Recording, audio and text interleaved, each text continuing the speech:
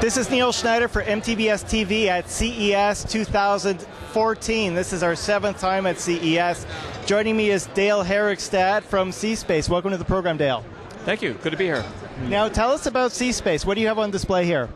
This is an interesting new product that looks to the future. It's about taking both 3D and 2D television and using the 3D in that case to actually project web information in front of the television.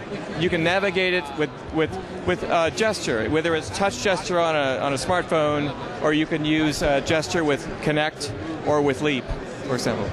Now, why are you doing it in 3D? What's the advantage of doing this in 3D? Yeah, some of that. The answer to that has to do with I've been in the TV business for about 35 years, and I've designed a lot of broadcast graphics and a lot of sports graphics, for example, where it's always in focus and always kind of flat to the screen.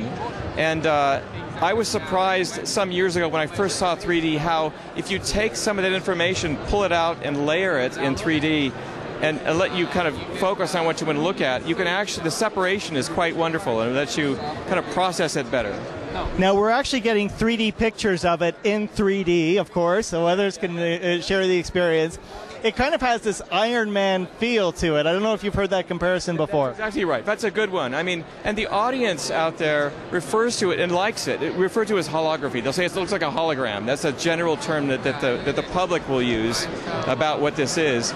But it's I worked on the movie Minority Report, and it's the same Iron Man. What you described is the same thing that happened back then, where people saw the gesture control and they loved it. They wanted it. It clicked. And now, so is this. Yeah. Now I feel the full. What did you do with Minority Report? What was your role with that film? There were many. There was a large group. It was in the conceptual phase, done in 1999, a couple of years before the film came out, to just concept what is digital as an experience 60 years in the future. That was the assignment. So if you move over just an inch to your left, if you can, just there we go. Perfect. Yeah. Okay. So the Minority Report, that's a perfect example because it's constantly referenced as where gesture technology is headed. So do you see this as the first step in that direction? You mean this right here? C-Space. I see this as the first. In the same way that Minority Report was the first step that planted a seed in the public about gesture. It really made that move forward. I really believe that. It clicked. What I'm fascinated with this technology, we use the word hologram or what you saw in Iron Man, that's information in space, and you navigate it. Now that can be done in many, and I don't care how it's done. I mean, we're using 3D TV to push it from the television. You could also do it from glasses. So many different ways today. In the future, there'll be more ways to do that. So I'm interested that this is the beginning of that future of designing spatial information. So what kind of things can you do with C-Space?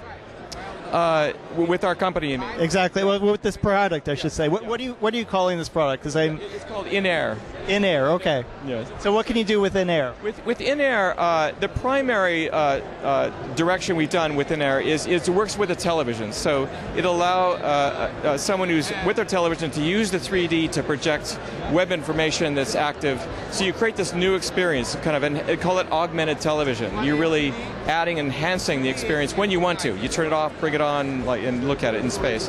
Other really interesting uses, for example, that we're looking at are retail, where with an auto stereo 3D screen in a retail space, you could place objects that seem like they're floating in space, and you could move them around with your hand. You could actually feel like you're touching something that was maybe too valuable to be touched behind glass in a museum space or something. So that's another use that we're looking at for this technology.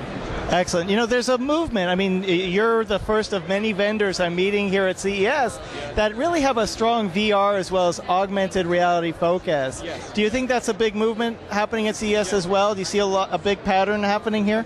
I don't know about CES, but I think in general, I believe AR, augmented reality, it's a big idea, and we're just seeing the very beginning crude pieces of that.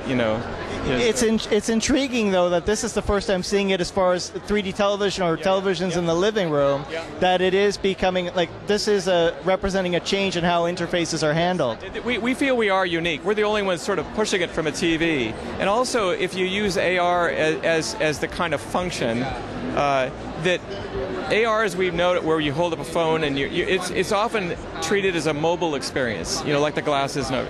But this is something that's your living room is a controlled situation. You're not moving around generally. You're seating. So it's a more interesting kind of fixed environment to kind of let this happen, rather than being in a transitory moment. Okay. Excellent, excellent. So, how do you get it working with your television? What's in there compatible with? There are several ways that this could happen. We're looking at a business-to-business play where the technology that we have in this device could actually go into mass set-top boxes. That could occur. But a consumer could buy this and just attach it. It just attaches with your HDMI right into the TV. I call it the last mile. It's between the cable box or wherever its source is from your television. Any specific HDMI requirements, like 1.4? Any version information people should know? It's the current version, so that's running. Yeah. So 1.4. Yeah. Excellent, excellent. And I take it the interaction with the gesture, you mentioned leap motion, I take it with your smartphone. Are there any specific requirements there, smartphone-wise? No. Well, actually, it's any Android smartphone or any iOS smartphone. So, and hopefully that will move to, we hope to move that to Windows phone as well. Okay. Excellent. And what's the availability like? Is this currently available on the market? It is not. Oh, I'm sorry. Oh, okay. Okay, you'll move to the side. Oh, so that you can see. Yeah, it's okay. So the here, I'll get out of the shot here. Yeah, it's still in development, and we're anticipating having this as a consumer product by fall of this year. Okay, excellent. So almost aiming for a Christmas sales rush, I take it. That's right. Get it for Christmas. That's right. Yeah.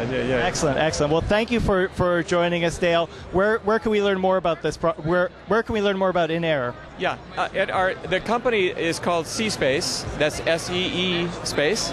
So if you go to cspace.co, www.cspace.co, then you'll learn about us. Excellent, excellent. Well, thanks so much for joining us. And I'm going to get back into the shot so you know that someone was actually here. This is Neil Schneider for MTBS-TV, joined by Dale. We'll of course be back with more from CES 2014. Thank you for watching.